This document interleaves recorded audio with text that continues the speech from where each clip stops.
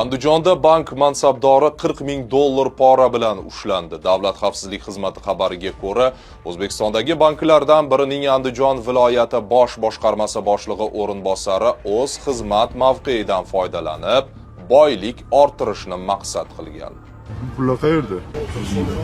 Ta'kidlanishicha, Asaka tumanidagi 4 qavatli xususiy shifoxona binosi kredit garovida bo'lgan. Binoning bahosi 16 milliard 800 million so'm bo'lgan.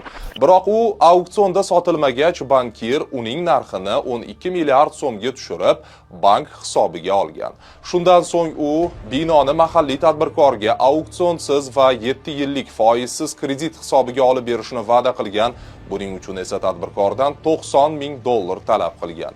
Bank mansabdori so'ralgan puldan 40 ming dollarini olgan vaqtda organ xodimlari tomonidan ushlangan. Hozirda unga nisbatan jinoyat ishi qo'zg'atilib, tergov harakatlari olib borilmoqda.